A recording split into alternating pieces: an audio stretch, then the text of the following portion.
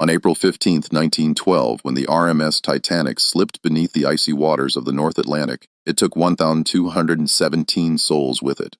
Among them was Thomas Andrews, the ship's chief designer, a man who had walked the decks that final night, calmly directing passengers to lifeboats, knowing his creation was doomed. But what the official records never mentioned, what Andrews himself had kept locked away in private journals discovered decades later by his granddaughter in a sealed trunk in County Down, was that he should have died 14 years earlier. In the spring of 1898, a young black boy named Joseph Harper pulled Andrews from the freezing waters of Belfast Loft after a shipyard accident that was quietly buried by Harland and Wolff. The company paid the boy's family a modest sum, £50, the equivalent of 6 months' wages for a skilled worker, and arranged for Joseph to work aboard their ships when he came of age, a reward that would eventually place him on the Titanic's maiden voyage. 2 lives bound by a single act of courage in cold water, meeting the same fate in the same cold water 14 years later. The question that haunted Andrews' surviving family for generations, the question that appeared in his final journal entry the night before the iceberg, was simple and devastating. Did the architect remember the boy who saved him when they both went down together? And if he did remember, why didn't he save him in return? Before we continue with the story of Joseph Harper and Thomas Andrews, I need you to do something. Hit that subscribe button and turn on notifications so you never miss stories like this one. And tell me in the comments, which state or city are you listening from right now? I love knowing where our community is watching from. Now, let's go back to where this all began. In the shipyards of Belfast, 1898, where a boy who couldn't swim would jump into freezing water to save a stranger's life. The spring of 1898 arrived cold and unforgiving in Belfast, Northern Ireland. The city's skyline was dominated by the towering cranes of Harland and Wolff shipyard, massive iron structures that rose like skeletal giants against the gray sky, their arms reaching out over the water as if grasping for something just beyond their reach. The clang of hammers against steel echoed from dawn until well past dusk, a rhythmic percussion that became the heartbeat of the city.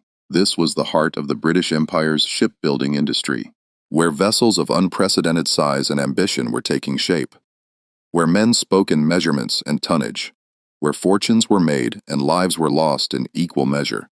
Among the hundreds of workers who passed through those gates each morning was a 24-year-old naval architect named Thomas Andrews, nephew of Lord Peary, the shipyard's chairman. Andrews had privilege in his blood. His family owned land in County Down. His uncle controlled one of the most powerful shipbuilding companies in the world. His name opened doors that remained closed to ordinary men, but he'd earned respect through his hands and his mind. He knew every rivet, every plate, every measurement of the ships he helped design. He could look at a blueprint and see not just lines on paper, but the living vessel it would become. Could predict how it would move through water, how it would handle in storms, where its weaknesses lay. The other architects worked from offices surrounded by books and instruments, their hands soft and clean. Andrews worked in the yards. He climbed into the half-built hulls, ran his fingers along the welds, asked questions of the riveters and pliers. He had a notebook he carried everywhere, bound in brown leather filled with sketches and calculations in his precise handwriting. Some of the older workers muttered that he was too familiar, that a man of his station shouldn't be getting his hands dirty, that he was setting a bad example. But the younger ones, the ambitious ones, they watched him and learned. They saw that he cared about the ships not as investments or prestige projects, but as living things that would carry human lives across dangerous waters. Belfast in those years was a city of stark contrasts, a place where wealth and poverty lived side by side, separated by invisible but impenetrable walls. The wealthy shipyard owners lived in grand Victorian homes in the hills overlooking the city, houses with multiple stories and manicured gardens where servants moved silently through carpeted halls, and dinner was served on china that cost more than a worker's annual wage. The workers, Irish, Scottish, and a small but growing population of black sailors and dock workers, crowded into narrow brick row houses near the waterfront, buildings that had been constructed quickly and cheaply to house the influx of labor the shipyards demanded. The air tasted of coal smoke and salt, and on certain days, when the wind blew from the east, you could smell the rendering plants that processed whale oil for the lamps that still lit most of the city's streets. A thick, cloying odor that settled in your clothes and hair and never quite washed out. The streets near the waterfront were a maze of narrow alleys and courtyards where laundry hung on lines stretched between buildings and children played in the mud. The pubs were always full. Men drinking away their wages and their fears, singing songs from the old country, fighting over politics and religion, and things that didn't matter. The churches were full too, on Sundays. Protestant and Catholic congregations eyeing each other with suspicion across the divide. Each convinced of their righteousness, each certain that the other was damned. Joseph Harper was 11 years old that spring, small for his age, but wiry and quick, with dark eyes that missed nothing and hands that were always busy. His father, Samuel Harper, had come to Belfast 5 years earlier from Liverpool following work as a coal trimmer on merchant vessels. Samuel had been born free in Philadelphia in 1855, the son of a man named Elijah Harper, who'd escaped slavery in Maryland through the Underground Railroad in 1847. Elijah had made it to Philadelphia with nothing but the clothes on his back and a determination to never be owned again. He'd worked on the docks, saved his money, married a free woman named Ruth, and raised his son to be proud and careful in equal measure. Samuel had inherited his father's work ethic and his mother's intelligence. He'd learned to read and write at a Quaker school in Philadelphia, had worked his way up from dock labor to skilled positions on ships. When his wife Mary died of consumption in 1893, leaving him alone with 6-year-old Joseph, Samuel had made a decision. America was changing, but not fast enough. The promise of equality was still just a promise. He'd heard that there was work in Liverpool, that the British ports were hiring, that a skilled man could make a decent living regardless of the color of his skin. It wasn't entirely true, but it was true enough. He'd taken Joseph and crossed the Atlantic, working his passage as a coal trimmer, and settled in Liverpool. But Liverpool had its own problems. Too many workers, not enough jobs, wages that barely covered rent and food. When Samuel heard that Belfast was booming, that Harland and Wolff was hiring anyone who could work, he'd moved again. They'd arrived in Belfast in the winter of 1893 when Joseph was 6 years old and still grieving for his mother. Samuel had found work as a coal trimmer in the shipyard.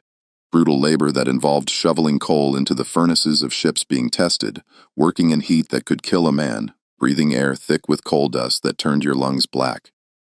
But it paid, and it was steady, and Samuel was grateful for it. They lived in a boarding house on Corporation Street run by a widow named Mrs. Donnelly, who'd lost her husband to a shipyard accident 3 years earlier. The house was narrow and dark with thin walls and floors that creaked with every step. Joseph and Samuel shared a small room on the second floor, barely large enough for 2 narrow beds and a trunk that held all their possessions. The window looked out onto the street where you could watch the workers streaming past in the early morning darkness, their faces gray with exhaustion, their lunch pails clanking against their legs. In winter, frost formed on the inside of the window, delicate patterns that Joseph would trace with his finger while his father slept. Joseph couldn't attend the regular schools. There were only 2 in Belfast that would accept a black child, and both were too far from Corporation Street for a boy who needed to work. One was run by Quakers in the north of the city, a 2-hour walk each way, and the other was a charity school near the docks that only operated 3 days a week. Samuel had tried to enroll Joseph in the Quaker school, but the walk was too long and too dangerous. The streets of Belfast were not kind to a black child walking alone. There were gangs of boys who would throw stones, men who would spit and curse, women who would pull their children away as if Joseph carried some contagion. Instead, Joseph spent his days running errands for the shipyard workers, fetching tools, carrying messages, selling newspapers at the gates during shift changes. He was good at it, quick and clever, able to slip through crowds and remember complicated instructions. He made enough coins to contribute to the rent and buy his own food, which made him proud. He knew the rhythms of the yard like he knew his own heartbeat. He knew which foremen were kind and which would cuff you for looking at them wrong. He knew where the dangerous work was happening and where a boy could slip through to watch the massive ships taking shape, their hulls rising like iron mountains from the slipways. He knew that the riveters worked in teams of 4, a heater, a catcher, a holder-on, and a riveter, and that they could drive 200 rivets in a day if the work went well. He knew that the pliers measured everything twice because a mistake could mean death when the ship went to sea. He knew that the painters mixed their own colors and that the smell of the paint could make you sick if you breathed it too long. He knew that accidents happened every week. Men falling from scaffolding, being crushed by falling plates, burned by molten metal, drowned when boats capsized during testing. Thomas Andrews was different from most of the managers, and even the workers noticed it. He didn't just review plans from an office. He climbed into the half-built hulls, ran his hands along the welds, asked questions of the riveters and pliers. He would spend hours watching a teamwork, taking notes, asking why they did things a certain way, listening to their answers with genuine interest. He treated them like colleagues, not servants. He remembered their names. When a riveter named O'Brien fell from a scaffold and broke his leg, Andrews visited him at home, brought money for his family, made sure he had a job waiting when he recovered. Some of the older workers muttered that he was too familiar, that a man of his station shouldn't be getting his hands dirty. But the younger ones, the ambitious ones, they watched him and learned. They saw that he cared about the ships not as investments or prestige projects, but as vessels that would carry human lives across dangerous waters. They saw that he argued with the accountants who wanted to cut costs, that he insisted on quality even when it meant delays and expense. They saw that he had nightmares about ships sinking, about design flaws that could kill hundreds of people. Joseph had seen Andrews many times, though they'd never spoken. The architect was just another well-dressed figure moving through the yard, distinguished only by the fact that he seemed to notice things others didn't. A misaligned plate, a rivet that hadn't been properly set, a measurement that was off by inches. Joseph had once heard him arguing with a senior foreman about the thickness of hull plating on a new vessel. Andrews had been insistent, almost angry, his voice rising in a way that made workers stop and stare. "This plating is 2 millimeters thinner than the specifications," Andrews had said, his finger jabbing at the blueprint spread across a makeshift table. 2 might not seem like much, but at depth under pressure, it could be the difference between a ship that holds and a ship that ruptures. The foreman, a thick-necked man named Garrett, had scoffed. "Mr. Andrews, with respect, we've built 100 ships with plating this thickness. Not one has had a problem. The accountants are breathing down our necks about costs. 2 millimeters of steel across the entire hull adds up to thousands of pounds in expense. And how much does a human life cost, Mr. Garrett?" Andrews had asked quietly. "How much is it worth to you?" The foreman had eventually backed down, muttering about impractical idealists and university men who didn't understand the real world. But the plating had been replaced, and the ship had sailed without incident. Joseph had watched the whole exchange from behind a stack of lumber, and he'd thought that Thomas Andrews was either the bravest man in the shipyard or the most foolish. It was April 7th, 1898, a Thursday. Joseph remembered the date because it was his mother's birthday. She would have been 32, would have been alive for 9 years if consumption hadn't hollowed out her lungs and left her gasping for breath in a cold room in Liverpool. His father had been somber that morning, sitting on the edge of his bed with his head in his hands, and Joseph had left early, not wanting to see the grief in Samuel's eyes, not wanting to feel the weight of his own loss pressing down on him. The day was overcast with a bit of wind coming off Belfast's loft that cut through Joseph's thin jacket and made his eyes water. He'd spent the morning selling newspapers at the shipyard gates, shouting headlines about the growing tensions between America and Spain over Cuba, about the mysterious explosion that had sunk the USS Maine in Havana Harbor 2 months earlier, killing 266 American sailors. Remember the Maine. The newspapers screamed and people were buying them up, eager for news of war, eager for something to break the monotony of their lives. By afternoon, Joseph had made enough coins to buy bread and a bit of cheese from a vendor near the docks, and he'd wandered down to the waterfront to eat, watching the ships. He liked to watch the ships. He liked the way they moved through the water, graceful despite their size, the way their hulls cut through the waves, the way their smokestacks trailed black plumes across the sky. He imagined what it would be like to be on one of those ships, to sail across the ocean to America, to see the places his grandfather had told his father about, the places where a black man could walk down the street without fear. The loft was choppy that day, gray water topped with white foam, the waves slapping against the pilings with a rhythmic thud. Several vessels were anchored offshore, waiting for dock space or repairs, their hulls dark against the lighter gray of the sky. Joseph sat on a piling near the shipyard's private dock, his feet dangling above the water, tearing pieces from his bread and eating slowly to make it last.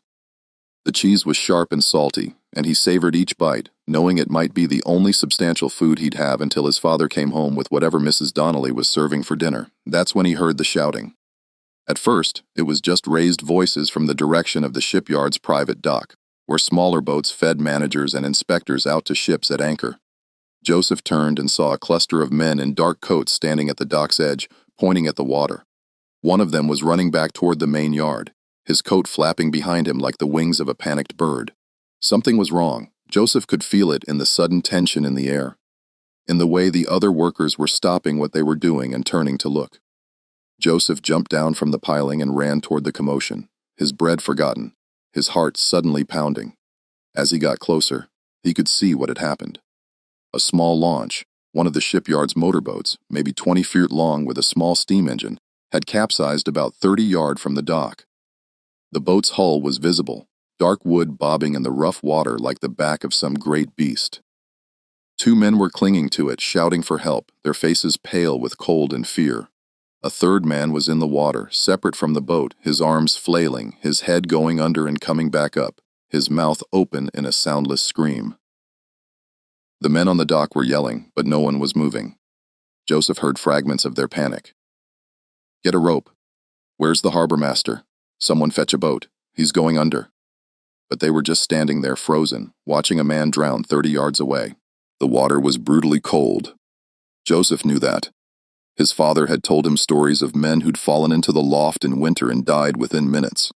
Their bodies pulled under by the cold and the weight of their clothes, their hearts stopping from the shock.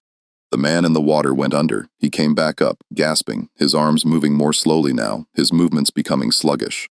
Joseph recognized the dark coat, the shape of the man's head, the way he moved. It was Thomas Andrews. Later, people would ask Joseph why he did it, an 11-year-old boy barely 5 feet tall and weighing maybe 70 pounds, jumping into water that had killed grown men. He never had a good answer. He couldn't explain the impulse that seized him, the certainty that he had to act, that if he didn't act, someone would die. He remembered dropping his remaining bread, remembered kicking off his boots. They were too big for him, hand-me-downs from a boy who'd outgrown them, and they would have dragged him down. He remembered the shock of the cold water closing over his head, so cold it felt like being stabbed with 1,000 knives. So cold, his lungs seized, and he couldn't breathe. He remembered thinking that his father would be angry, that this was foolish, that he was going to die. But he also remembered his mother's voice from years ago when she was still alive and still strong, reading to him from the Bible in their small room in Liverpool. "Greater love hath no man than this, that a man lay down his life for his friends." He'd asked her what it meant. And she'd said that sometimes you have to be willing to sacrifice yourself for others, even if they're not your friends, even if they're strangers, because that's what makes us human. The cold was worse than he'd imagined. It felt like knives in his chest, like his lungs were being crushed by an invisible hand, like his heart was going to stop. He couldn't breathe properly. Each gasp brought in more water than air, but he could see Andrews maybe 20 feet away, struggling to stay afloat, his coat billowing around him like dark wings. Joseph swam. He wasn't a strong swimmer. He'd learned in the calmer waters of the Mersey back in Liverpool, paddling in the shallows with other children while their mothers washed clothes on the banks. But he pushed forward, his arms cutting through the waves, his legs kicking frantically. Andrews went under again. Joseph dove, his eyes open in the murky water, and he saw the architect sinking, his coat billowing around him, his arms reaching up toward the surface, his face gray and slack. Joseph grabbed the coat, then Andrews' arm, and pulled. They broke the surface together. Andrews was coughing, choking on C8, his face gray, his lips blue, his eyes were unfocused, rolling back in his head. "Hold on," Joseph gasped, his own voice sounding strange and distant. "Hold on to me." He got his arm around Andrews' chest under his arms and started pulling him back toward the dock. It felt impossible. Andrews was a grown man, easily 160 pounds, and his clothes were soaked, adding another 20 or 30 pounds. Joseph was just a boy, small and thin, and the cold was sapping his strength with every second. His muscles were screaming. The cold was making his fingers numb. He couldn't feel his legs anymore, but he kept swimming, kept pulling, kept moving because the alternative was letting go. And letting go meant death. The dock seemed impossibly far away. The men were still shouting, but now they were doing something, throwing a rope, running for a boat. Joseph could see Mrs. Donnie's face in his mind. Could see his father's face, could see his mother's grave in Liverpool. He thought about how stupid this was, how he was going to die saving a man who didn't even know his name, a man who would never have jumped in to save him. Hands reached down from the dock. Someone had thrown a rope, and it was floating nearby, a thick hemp rope that looked like salvation. Joseph grabbed it with his free hand, his fingers so numb he could barely feel it, and held on while the men above pulled them in. The rope burned his palm, scraped the skin raw, but he held on. They were moving through the water slowly, agonizingly slowly, but moving. He remembered being lifted from the water, strong hands grabbing his arms and hauling him up onto the dock like a fish. He remembered being wrapped in a rough blanket that smelled of tar and tobacco, remembered someone pouring something hot and bitter down his throat, whiskey probably burning all the way down. He remembered Thomas Andrews lying on the dock, coughing up water, his chest heaving, his whole body shaking, and he remembered the silence that fell over the men gathered there. A silence that felt heavy, almost frightened, as if they'd witnessed something they weren't supposed to see. A man in a fine overcoat. Joseph would later learn it was Lord Peary himself, the chairman of Harland and Wolff, Andrews' uncle, knelt beside Andrews, his hand on the architect's shoulder. Peary's face was pale, his expression a mixture of relief and something else, something darker. He looked at Joseph, then at the other man and said quietly, his voice carrying despite its softness, "Get them inside. Both of them. And not a word of this to anyone. Do you understand? Not a word." The men nodded, their faces carefully blank. Joseph was too cold and too exhausted to wonder what it meant. He was lifted again, carried through the shipyard like a sack of grain, and taken to a building he'd never been inside before. The last thing he saw before they carried him through the door was the capsized launch being towed back to the dock and the two men who'd been clinging to it being helped onto dry land, their faces white with shock. Joseph woke up in a room he didn't recognize. It was warm, blessedly warm, with a fire burning in a small hearth, the flames casting dancing shadows on the walls. He was lying on a cot covered with heavy blankets that smelled of mothballs and lavender. His clothes were gone, replaced by a shirt and trousers that were too large for him, the sleeves hanging past his hands, the waist cinched with a piece of rope. His body ached, every muscle sore, and his throat felt raw as if he'd been screaming. For a moment he couldn't remember where he was or how he'd gotten there. Then it came back. The water, the cold Andrews sinking beneath the surface, the rope burning his hand. The door opened, and a woman in a nurse's uniform entered. She was middle-aged, with gray hair pulled back in a severe bun, and kind eyes behind wire-rimmed spectacles. She smiled when she saw he was awake, a genuine smile that reached her eyes. "There you are," she said, her accent marking her as Belfast-born. "You gave us quite a fright. How do you feel? Where am I?" Joseph's voice came out as a croak, barely audible. "Harland and Wolff's medical office. You've been asleep for nearly 6 hours." She poured water from a pitcher into a cup and handed it to him. "Drink slowly. Your body's been through quite an ordeal." The water was cool and clean, the best thing Joseph had ever tasted. He drank it all, then asked the man in the water, "Is he?" "Mr. Andrews is fine, thanks to you." The nurse's expression became more serious, her smile fading. "You're a very brave boy. Very foolish, but very brave. Do you know you could have died? That water is cold enough to kill a grown man in minutes. A boy your size." She shook her head. "It's a miracle you're alive." "I had to help him," Joseph said simply. "Yes," the nurse said softly. "I suppose you did." Over the next 2 days, Joseph stayed in that small room. The nurse, her name was Mrs. Brennan, and she'd worked at the shipyard for 15 years, treating everything from minor cuts to fatal injuries, brought him food and checked on him regularly. The food was better than anything he'd eaten in months. Hot soup with real meat in it, fresh bread with butter, tea with sugar. He ate slowly, savoring every bite, knowing it wouldn't last. No one else came. Joseph asked about his father, and Mrs. Brennan said that Samuel had been notified, that he'd been told Joseph was safe and would be home soon. But Samuel didn't visit, and Joseph wondered if he wasn't allowed to, if there was some rule about who could enter this part of the shipyard. He spent the time sleeping and thinking, trying to understand what had happened, why the men on the dock had frozen, why Lord Peary had looked so frightened. On the 3rd day, his father arrived.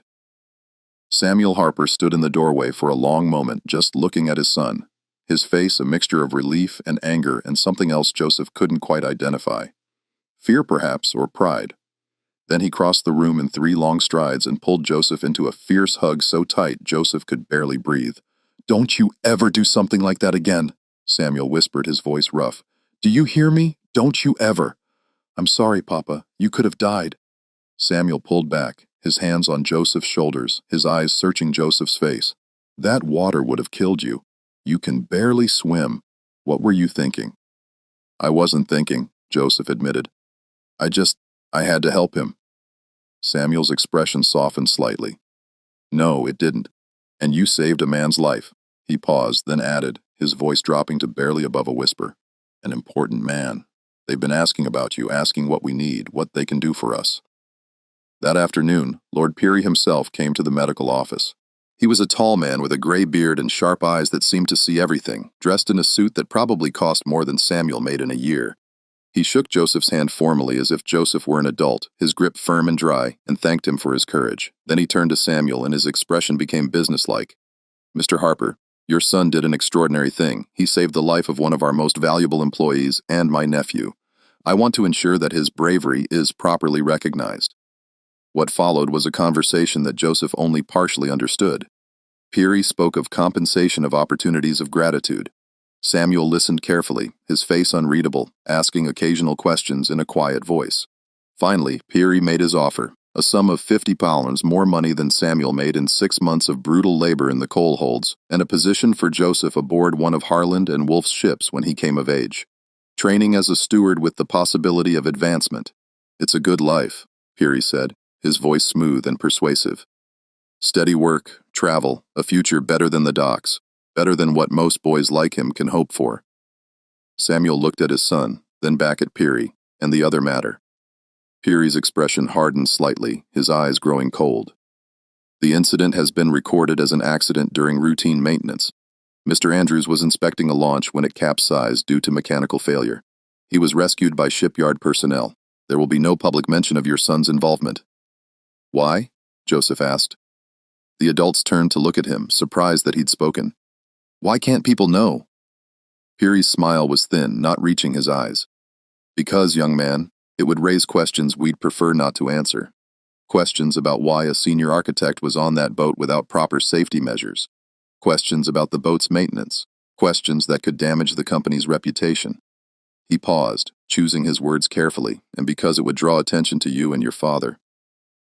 "Not all attention is welcome, especially for—" He trailed off. But the implication was clear. Samuel's jaw tightened, a muscle jumping in his cheek, but he nodded. "We understand." "Good." Peary stood brushing imaginary dust from his coat. "The money will be delivered to your home tomorrow. And Joseph, when you're ready, when you're old enough, come find me. I'll make sure you have that position." After Peary left, Joseph asked his father, "Why did he really want it kept quiet?" Samuel was silent for a long moment, staring at the closed door. Then he said, his voice heavy with bitterness, "Because powerful men don't like to owe their lives to people like us. It makes them uncomfortable. It makes them look weak. And because if people knew that a black boy had to jump in to save a white man while other white men stood on the dock and did nothing," he shook his head, "it's easier for everyone if it never happened." "But it did happen," Joseph said. "Yes," Samuel agreed, "it did, but that doesn't mean anyone wants to remember it." But it had happened, and Thomas Andrews knew it. Joseph saw Andrews one more time before they left the shipyard. The architect was in his office, a large room with windows overlooking the loft, his arm in a sling, reviewing plans spread across a large table. When Joseph and his father were shown in by a clear, Andrews stood immediately, wincing slightly at the movement. His face was still pale, but his eyes were clear and focused. "Joseph," he said, and Joseph was surprised that Andrews knew his name. "I wanted to thank you properly what you did." He stopped, seeming to struggle for words, his hand gripping the edge of the table. "I owe you my life. I won't forget that ever." Joseph nodded, unsure what to say. "What did you say to a man whose life you'd saved? What did you say to a man who was important and powerful when you were just a boy who sold newspapers?" Andrews reached into his desk and pulled out a small object. It was a compass, brass and glass, with intricate engravings on the case, ships and waves, and what looked like a family crest. "This was my father's," Andrew said, holding it out. "He gave it to me when I started working in the shipyard. He said it would always point me toward home, no matter how far I traveled. I want you to have it for when you go to sea." Joseph took the compass carefully. It was heavy, solid, beautiful, the brass warm in his hand, the needle swung and settled, pointing north. "Thank you, sir." "No," Andrew said quietly, his voice intense. "Thank you. I mean it, Joseph. If you ever need anything at all, you come find me. Do you understand? I owe you a debt I can never repay, but I'll try." As they left the office, Joseph looked back once. Andrews was standing at the window, looking out at the ships in the loft, his hand pressed against the glass. He looked, Joseph thought, like a man haunted by something he couldn't quite name, like a man who'd seen his own death and couldn't forget it. The years that followed were quiet ones for Joseph Harper, years that passed in a blur of work and survival. The 50-pound Peary had given them changed their lives in small but significant ways. Samuel was able to move them to a better boarding house, one with a separate room for Joseph and heat that actually worked in winter, where the walls were thicker and you couldn't hear every conversation in the neighboring rooms. The new boarding house was run by a couple named Allie, and they were kinder than Mrs. Donnelly had been, less likely to raise the rent without warning or threaten eviction over minor infractions. Joseph continued his education at one of the charity schools that would accept him, a small building near the docks run by a retired teacher named Mr. Whitfield, who believed that every child deserved to learn, regardless of the color of their skin. Joseph was good with numbers, good with his hands, good at understanding how things worked. He learned to read with increasing skill, devouring every book Mr. Whitfield would lend him: adventure stories, histories, technical manuals about ships and engineering. He learned to write in a clear, precise hand. He learned geography and basic mathematics enough to navigate and calculate distances and angles, but he never forgot the water, or the weight of Thomas Andrews sinking beneath the surface, or the silence of the men on the dock. Sometimes late at night he would wake up gasping, convinced he was drowning, his lungs burning with phantom cold. He would lie in the darkness, listening to his father's breathing in the next bed, and wonder if Andrews had nightmares too. He kept the compass Andrews had given him in a small wooden box under his bed, wrapped in a piece of cloth to protect it from scratches. Sometimes late at night, he would take it out and hold it, feeling the weight of it, watching the needle swing toward north. He wondered if Andrews thought about that day. He wondered if the architect had nightmares about the cold water closing over his head, about the moment when his strength gave out and he started to sink, about the certainty of death. In 1902, when Joseph was 15 years old and starting to think about his future, about the promise Lord Peary had made, Samuel died. It was sudden, a heart attack while working in the hold of a cargo ship being fitted out. One moment he was shoveling coal into a furnace, his body moving with the practiced rhythm of years of labor, and the next he was on the floor clutching his chest, his face gray. He was dead before they could get him to the surface, before anyone could fetch a doctor, before Joseph could be summoned from the docks where he was working. Joseph was alone. The boarding housekeeper, Mrs. Allie, let him stay on for a few weeks out of charity, but eventually she needed the room for paying tenants. Joseph found work where he could, running errands, cleaning stables, loading cargo at the docks, taking any job that would pay enough for food and a place to sleep. He was tall now, nearly 6 feet, with his father's broad shoulders and his mother's quick mind. But work was scarce, especially for a black teenager in Belfast. The city was changing. Tensions between Protestant and Catholic workers were rising, erupting into violence with increasing frequency. There were fights, sometimes riots, streets that became battlegrounds over religion and politics and ancient grudges. Joseph learned to keep his head down, to avoid attention, to move through the city like a ghost, invisible and unthreatening. He slept in a room he shared with 3 other men, all of them dock workers in a building that should have been condemned years ago. The roof leaked when it rained. The walls were thin enough that you could hear rats moving inside them. The privy was shared by 20 people and never quite clean, but it was shelter, and it was cheap, and Joseph was grateful for it. In the spring of 1903, he remembered Lord Peary's promise. He went to the Harland and Wolff offices, a grand building near the shipyard gates, and asked to see the chairman. The clerk at the desk, a thin man with a pinched face and cold eyes, looked at him with barely concealed contempt and told him to leave. Joseph persisted, explaining about the promise about the incident in 1898. The clerk laughed, a harsh mocking sound, and told him that Lord Peary didn't make promises to people like him, that he should stop wasting everyone's time with his lies and delusions. Joseph left humiliated and angry, his face burning with shame. He'd been foolish to believe the promise would be kept. Powerful men made promises all the time, promises they never intended to honor. Why should he be different? But 2 days later, a man came to his boarding house. One of Peary's assistants, a young clerk named Patterson, who looked uncomfortable and apologetic. The man apologized for the clerk's behavior, said that the man had been reprimanded, and told Joseph to report to the White Star Line offices the following Monday. A position had been arranged just as Lord Peary had promised. Joseph would be trained as a steward on the RMS Oceanic, one of White Star Line's premier vessels. That's how Joseph Harper became a steward on the RMS Oceanic, one of White Star Line's premier vessels. He was 16 years old, tall and strong, with his father's work ethic and his mother's intelligence. The work was hard, long hours, demanding passengers, cramped quarters below deck where the crew slept in bunks stacked 3 high, but it was steady and it paid better than anything he could have found on land. Joseph learned quickly. He learned how to serve meals without being noticed, how to anticipate what passengers needed before they asked, how to navigate the complex hierarchy of ship life, where everyone had a rank and a place. He learned which officers were fair and which were cruel, which passengers would tip generously and which would complain no matter how perfect the service. He learned the rhythms of the sea, the way a ship moved in calm water and in storms, the way the engines throbbed through the hull, the way the smell of salt and coal smoke became as familiar as breathing. He learned how to walk on a deck that pitched and rolled, how to carry a tray of dishes without spilling, how to press a uniform so it looked crisp and professional. He sailed to New York, to Boston, to Philadelphia, the city where his grandfather had found freedom, where his father had been born.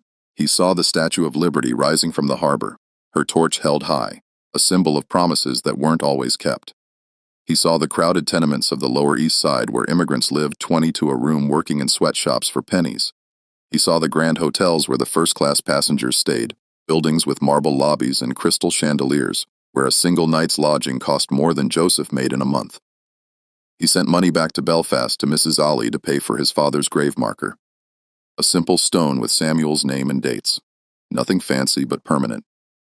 He saved what he could, keeping his money in a small leather pouch he wore around his neck, never trusting the other crew members not to steal. And sometimes late at night in his bunk, listening to the snores of the other stewards and the creak of the ship's hull, he would take out the compass and wonder about Thomas Andrews. He'd heard that Andrews had become chief designer at Harland & Wolff, that he was working on ships of unprecedented size and luxury, that his designs were revolutionizing the industry. Joseph wondered if Andrews remembered the boy who'd pulled him from the water. He wondered if the architect ever thought about that April day in 1898, about how close he'd come to dying. In 1909, Joseph heard rumors among the crew about a new ship being built in Belfast. Not just a new ship, the largest ship ever conceived, a vessel so massive it would dwarf everything else on the water. The crew called it the unsinkable ship, though that was more hope than fact, more marketing than reality. Joseph paid attention to these rumors. He'd been at sea for 6 years now, and he'd learned that the sea didn't care about human ambition. He'd seen storms that tore ships apart, seen waves that could snap a mast like a twig, seen ships that were supposed to be safe sink with all hands. The idea of an unsinkable ship seemed like hubris, like tempting fate. But the rumors persisted, growing more detailed with each voyage. The ship would be 882 feet long. They said it would weigh 46,000 tons.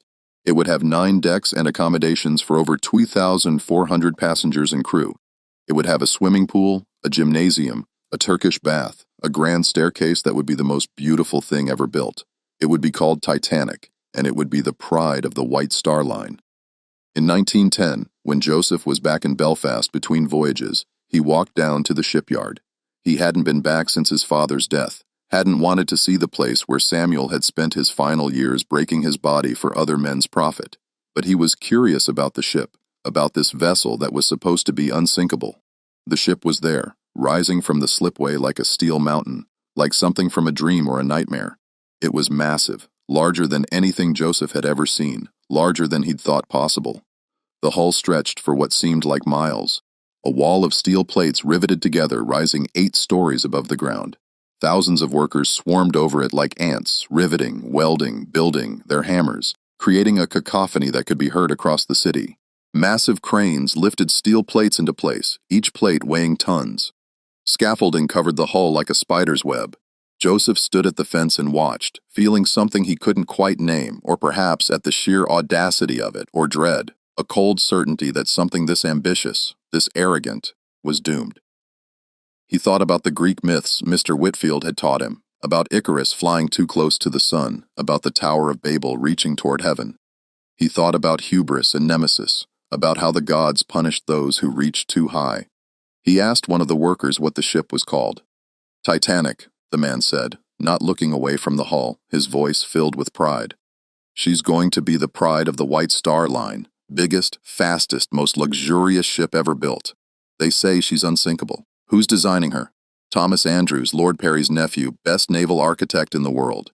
They say he's been working on her for 3 years, obsessing over every detail.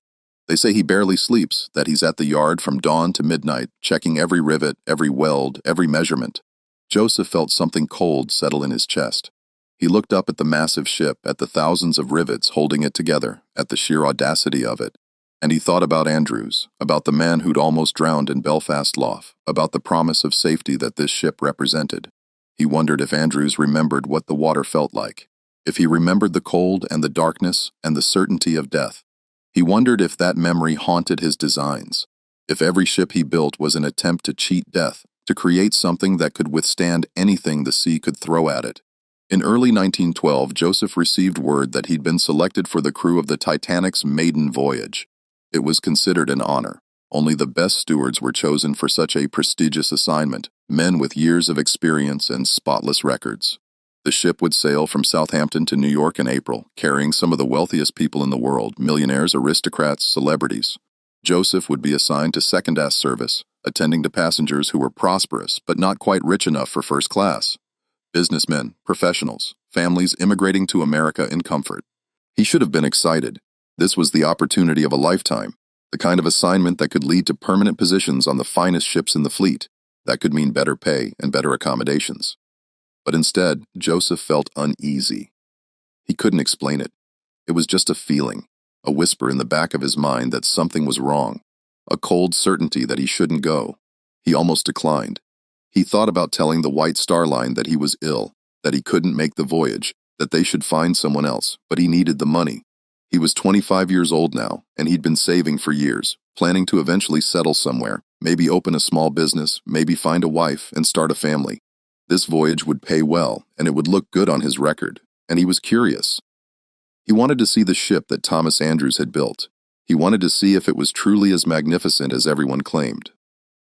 On April 10, 1912, Joseph boarded the RMS Titanic in Southampton. The ship was even more impressive from the inside than it had been from the docks.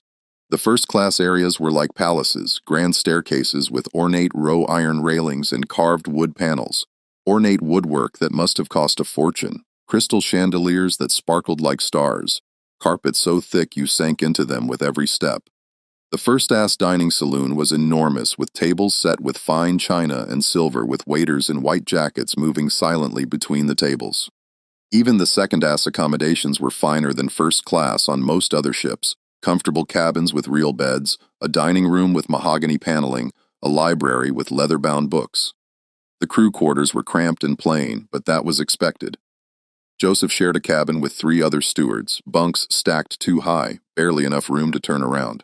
But it was clean, and it was warm, and it was better than many of the places he'd slept over the years. Joseph settled into his routine. He served meals in the second-class dining saloon, made beds in the cabins, attended to passenger requests, carried luggage, answered questions. The ship was full. Over 2,200 people, passengers and crew combined. The atmosphere was festive, celebratory. People were excited, optimistic. This was the maiden voyage of the greatest ship ever built. What could go wrong? On the second day at sea, Joseph saw Thomas Andrews. The architect was walking through the second-class dining area during the afternoon, his notebook in hand, examining details, making notes.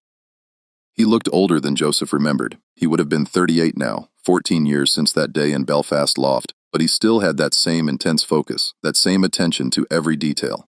He was frowning slightly, running his hand along the wood paneling, checking the joints, testing the fixtures. He made a note in his book, then moved on to examine the windows. Joseph stood frozen, his tray of dishes in his hands, watching.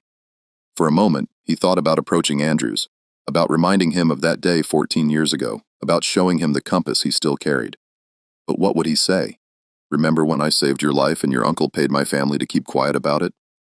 That seemed unlikely to go well, and besides, what was the point? They were different people now, living in different worlds, the architect and the steward, the designer and the servant. Andrews looked up from his notebook. His eyes passed over Joseph without recognition. Just another steward in a white jacket. Just another servant. Then he moved on, disappearing through the door into the first-class section, and Joseph was left standing there with his tray of dishes, feeling something twist in his chest. Of course, Andrews didn't remember him. Why would he? Joseph had been a child, and Andrews had been in shock, half-drowned, barely conscious. And even if Andrews did remember, what difference would it make? The debt had been paid, £50 and a job. That was the transaction. That was all it had ever been. That night, Joseph couldn't sleep. He lay in his bunk, listening to the sounds of the ship, the throb of the engines deep and rhythmic, The creaking of the hull as it moved through the water, the distant voices of other crew members, the footsteps of passengers walking on the deck above. He took out the compass Andrews had given him all those years ago. The brass was tarnished now, despite his efforts to keep it polished, but it still worked. The needle still pointed north, steady and true. He thought about his father, about the promise Lord Peary had made, about the path that had led him to this moment.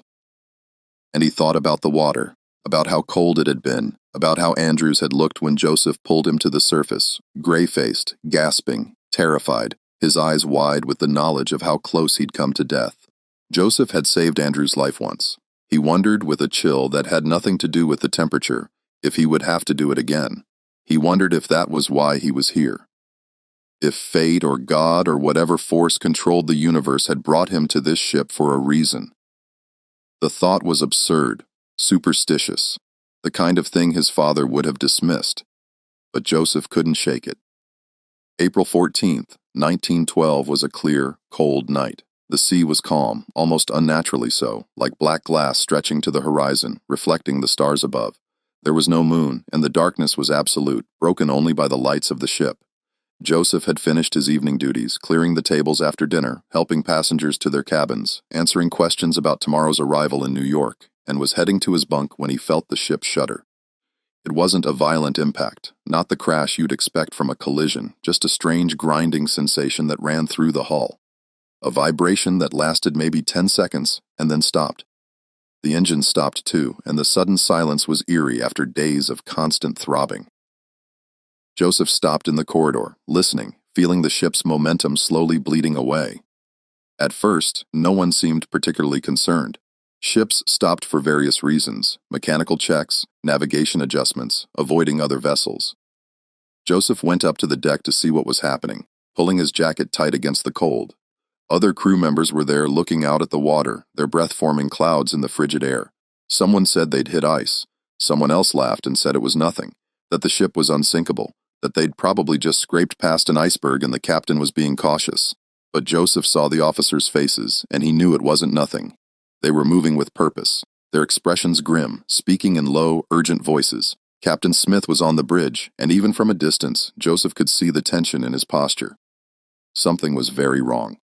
Within 30 minutes, the order came down: all passengers to the boat deck with their life belts. The crew was to assist with loading the lifeboats. Joseph helped wake the second-class passengers, knocking on cabin doors, helping them find their life belts. Canvas vests with cork blocks sewn inside, awkward and uncomfortable, but designed to keep you afloat. Many of them were confused, annoyed at being woken in the middle of the night. Some refused to leave their cabins, insisting that this was an overreaction, that the ship was unsinkable, that they'd rather sleep than stand on a cold deck in the middle of the night. "Please, sir," Joseph said to one man, a businessman from Chicago who was traveling with his wife and daughter. "It's just a precaution. The captain wants everyone on deck." "This is ridiculous," the man said, but he got up grumbling and helped his wife into her lifebelt. On the boat deck, chaos was beginning to take hold. The lifeboats were being uncovered and prepared for launch, their canvas covers removed, the davits swung out over the side. Officers were shouting orders, trying to organize the passengers into groups. Passengers were clustering around the boats, some demanding to board, others still convinced this was unnecessary, that they'd all be back in their warm cabins within the hour.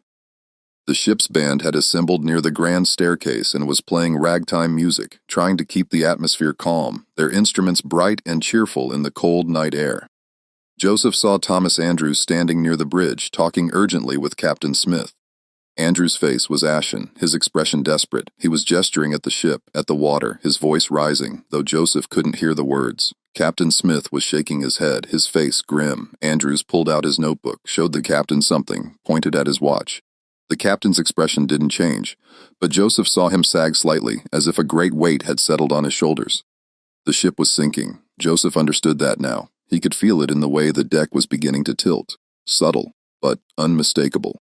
Could see it in the way the bow was sitting lower in the water.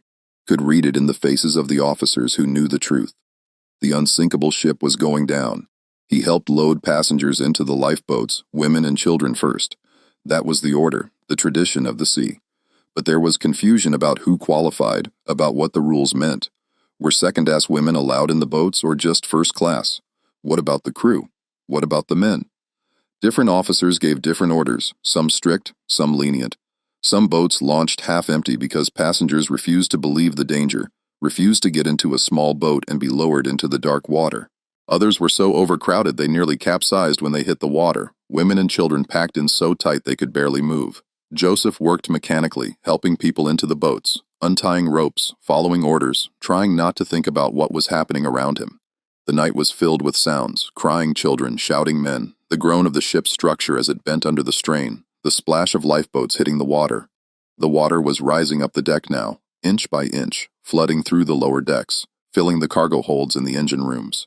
The tilt was becoming more pronounced, making it difficult to walk, making dishes slide off tables and furniture shift. He saw Andrews again, walking through the first-class lounge. The architect was alone now, moving slowly, his hand trailing along the wood paneling, touching the carved details, the light fixtures, the furniture. He looked like a man saying goodbye to something he loved, like a man visiting a grave. Joseph followed him. "Mr. Andrews," Joseph called. Andrews turned, his eyes distant, unfocused, as if he was seeing something far away. "Yes, the lifeboats, sir. You should. There aren't enough," Andrews said quietly, his voice flat, emotionless. "I designed this ship for 64 lifeboats. 64, it would have been enough for everyone with room to spare, but they cut it to 20. The Board of Trade only required 16, and they said 64 cluttered the deck, ruined the aesthetic, made the ship look unsafe." He laughed, a bitter, broken sound. 1,600 people are going to die tonight because someone thought lifeboats were ugly. Joseph stepped closer. "Sir, you need to get to a boat. There's still time." Andrews looked at him properly for the first time, his eyes focusing. Something flickered across his face. Recognition, perhaps, or just confusion. "Do I know you, Belfast?" Joseph said, 1898 Belfast Loft. "You fell from a launch. I pulled you out." Andrews stared at him. The color drained from his face, leaving him gray as ash. "The boy," he whispered. "You're the boy who pulled me out." Joseph Harper." "Yes, sir." For a long moment, Andrew said nothing. Then he reached out and gripped Joseph's shoulder, his hand shaking. "You saved my life." "Yes, sir. And now we're both going to die on a ship I built." Andrew's voice broke, tears streaming down his face. "I'm so sorry. I'm so sorry. This is my fault. All of this. I should have fought harder for the lifeboats. I should have insisted on more safety measures. I should have—" The ship lurched, a violent movement that sent them both stumbling. Somewhere below, something gave way with a sound like thunder. Like the world breaking apart, the lights flickered, went out, came back on dimmer than before. Andrew steadied himself against the wall, then looked at Joseph with sudden intensity. "Go," he said. "Get to a lifeboat. Your crew, they'll let you on if there's room. Go now. What about you? I'm staying." Andrew's voice was firm, final. "This is my ship, my responsibility, my failure. But you have a chance. Take it, please. You saved my life once. Let me save yours now. Go." Joseph wanted to argue, wanted to insist that Andrews come with him, that there was still time, that they could both survive. But he could see in the architect's eyes that there was no point. Andrews had made his decision. He was going to go down with his creation, was going to pay for his failure with his life. "The compass," Joseph said, pulling it from his pocket. "The one you gave me. I still have it. I've carried it for 14 years. Andrews smiled, a sad, broken smile that didn't reach his eyes. "Good. That's good. Keep it. Remember me.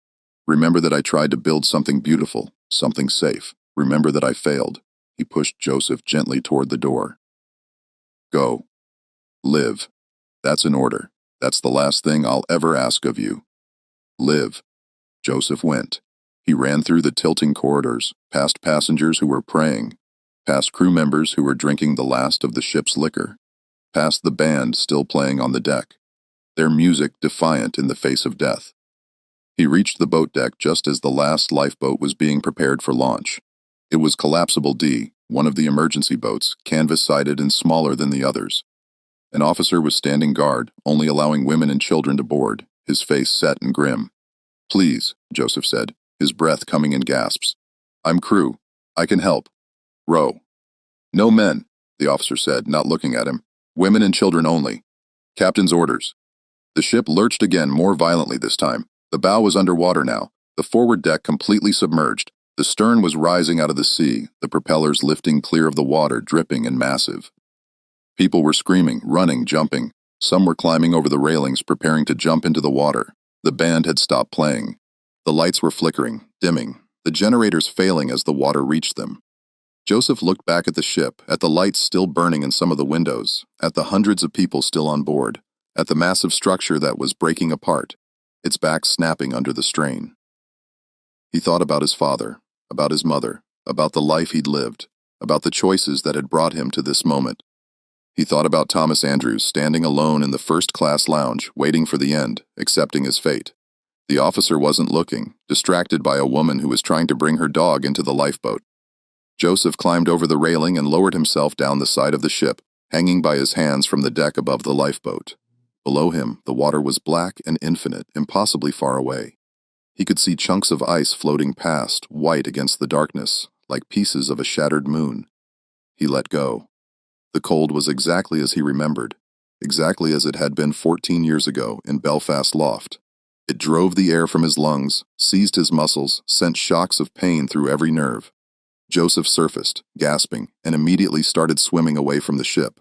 He'd heard stories of ships creating suction when they sank, pulling everything nearby down with them. He didn't know if it was true, but he wasn't going to take the chance. He swam with all his strength, his arms cutting through the water, his legs kicking frantically, putting as much distance as possible between himself and the dying ship.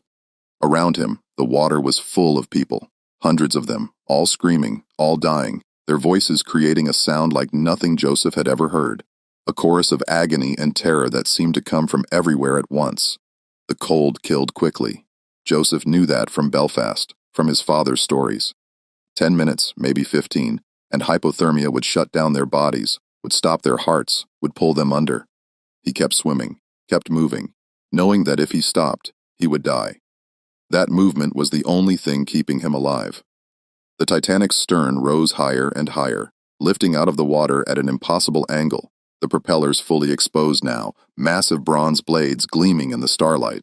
The lights went out, plunging everything into darkness. In that darkness, Joseph heard the sound of the ship breaking apart, a deep grinding roar that seemed to come from the earth itself. The sound of steel tearing, of rivets popping, of a structure that had been built to last forever being destroyed in seconds. Then the stern slipped beneath the surface, and the greatest ship ever built was gone, leaving only wreckage and the dying. Joseph floated in the darkness, surrounded by the screaming. The cold was taking him too. He could feel it. He couldn't feel his legs anymore, couldn't feel his hands. His arms were moving more slowly, his kicks becoming weaker. He thought about letting go, about slipping under the water and letting it end. It would be easy. It would be peaceful. He was so tired, so cold. He'd done his best. He'd lived a good life. He'd saved a man's life once. That was something. That was enough. But then he heard the sound of oars, the splash of wood cutting through water. A lifeboat was moving through the wreckage, picking up survivors. Joseph called out, his voice barely a whisper, barely audible over the screaming. The boat came closer. Hands reached down and pulled him from the water, strong hands that grabbed his arms and hauled him over the gunwale like a fish. He collapsed in the bottom of the boat, shaking uncontrollably, unable to speak. He was one of the lucky ones. Out of the 1,017 people who died that night, only 710 survived. Joseph Harper was one of them. Thomas Andrews was not. The RMS Carpathia picked up the survivors the next morning, arriving just after dawn, her crew working frantically to bring the lifeboats alongside and help the survivors aboard. Joseph was wrapped in blankets, given hot coffee that burned his throat, treated for hypothermia by doctors who moved through the survivors with grim efficiency. He survived, but part of him stayed in that water, in that darkness, with the hundreds of people who didn't make it, with Thomas Andrews who'd chosen to go down with his ship. In the weeks and months that followed, the inquiries began. Both the American and British governments held hearings trying to determine what had gone wrong, who was responsible, how such a disaster could have happened. Joseph testified at the British inquiry, standing before a panel of officials and telling them what he'd seen. He told them about the shortage of lifeboats, about the confusion on the deck, about the officers who wouldn't let men into the boats even when there was room. He told them about Thomas Andrews, about the architect's last words, about his guilt and his sorrow, about how he'd known the ship was doomed and had accepted his fate. But he didn't tell them about Belfast Low. He didn't tell them about the boy who'd saved Andrew's life 14 years earlier, about the debt that had never been repaid, about the promise that had brought him to the Titanic. That story stayed locked inside him, a secret he carried alone. The newspapers called him a hero, one of the brave crew members who'd helped passengers into the lifeboats before saving himself. They didn't know that he jumped into the water because there was no other choice, that he'd survived by luck and stubbornness and the memory of cold water in Belfast. They didn't know about the compass he still carried, the compass Andrews had given him, the compass that had somehow survived the sinking, still pointing north, still working. Joseph Harper lived until 1964, 52 years after the Titanic sank. He never went to sea again. He settled in New York in a small apartment in Brooklyn and found work in a factory that made furniture. It was steady work, honest work, work that didn't require him to be on the water. He married a woman named Sarah, a teacher from Harlem, and they had 3 children, 2 daughters and a son. He told his children about the Titanic, about the night the unsinkable ship went down, about the cold water and the screaming and the darkness. But he never told them about Thomas Andrews, about the man he'd saved and couldn't save again. He kept the compass in a drawer in his bedroom, wrapped in the same piece of cloth he'd used in Belfast. Sometimes late at night when he couldn't sleep, when the nightmares came and he woke up gasping and convinced he was drowning, he would take it out and hold it, remembering. He would think about Andrew standing in the first-class lounge saying goodbye to his creation. He would think about the cold water, about the screaming, about the moment when he'd let go of the ship and fallen into darkness. His children asked him once why he kept the compass, what it meant to him. He told them it was a gift from a friend, someone he'd known a long time ago, someone who'd died. He didn't tell them about the debt, about the life saved and the life lost, about the question that haunted him for 52 years. Should he have tried harder to save Andrews? Should he have insisted that the architect come with him? Should he have dragged him to a lifeboat? Should he have refused to leave without him? The official records of the Titanic disaster list Joseph Harper as a second-class steward survivor, age 25. They list Thomas Andrews as chief designer, lost at sea, age 38. The records don't mention Belfast Low, or the launch that capsized, or the boy who jumped into the freezing water to save a drowning man. Those details were buried by Harland and Wolff, lost to history, forgotten by everyone except Joseph Harper and the Andrews family. But the truth has a way of surfacing, like bodies rising from deep water. In 1985, 73 years after the Titanic sank, Andrews' personal journals were finally released by his family. They'd been kept private for decades, locked in a trunk in the family home in County Down, considered too personal, too painful to share. But Andrew's granddaughter, an elderly woman named Elizabeth, who'd never known her grandfather, decided it was time for the truth to be known. Among the journals was an entry dated April 13, 1912, the day before the Titanic hit the iceberg, the last full day of Andrew's life. In it, he wrote, "Saw the boy today. He's a man now, a steward on this ship. I recognized him immediately. Those same dark eyes, that same quick way of moving. He didn't approach me and I didn't approach him, but I recognized him. The boy who saved my life in Belfast, Joseph Harper. I wanted to thank him again, to tell him what his courage meant, to tell him that I've thought about that day every single day for 14 years. I wanted to tell him that he gave me 14 more years of life, 14 years to design ships, to fall in love, to marry, to have a daughter, to create something beautiful. I wanted to tell him that I owe him everything, but I couldn't find the words. Perhaps tomorrow. Perhaps when we reach New York, I'll find him and tell him properly. I'll tell him that he's the bravest person I've ever known, that an 11-year-old boy who couldn't swim jumped into freezing water to save a stranger's life. I'll tell him that I've tried to honor that gift, that I've tried to build ships that are safe, that protect the people who sail on them. I'll tell him that I'm sorry the world didn't recognize what he did, that my uncle paid him to stay silent, that he was denied the recognition he deserved because of the color of his skin. Tomorrow, I'll tell him tomorrow. Tomorrow never came. Both men went into the water that night. One survived, one didn't. And the question that haunted Joseph Harper for the rest of his life, the question he never answered, even to himself, even in the privacy of his own thoughts, was whether he should have tried harder to save Thomas Andrews a second time, whether he could have convinced the architect to fight for his life instead of accepting his fate, whether the debt between them could ever truly be repaid, or whether it was a debt that would echo through generations, unanswered and unanswerable. Joseph Harper died in his sleep in 1964 at the age of 77. His children found the compass in his drawer along with a newspaper clipping about the Titanic and a photograph of Thomas Andrews that Joseph had cut from a magazine years earlier. They didn't understand the connection, didn't know the story. The compass was sold at an estate sale bought by a collector who didn't know its history.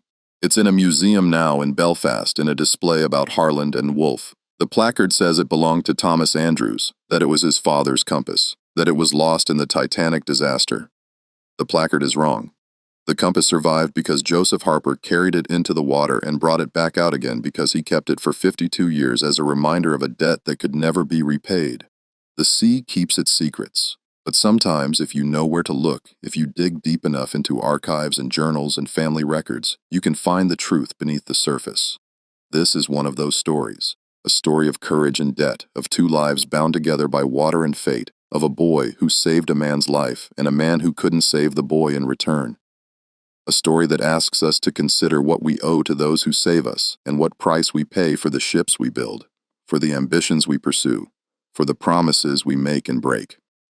What do you think of this story? Do you believe everything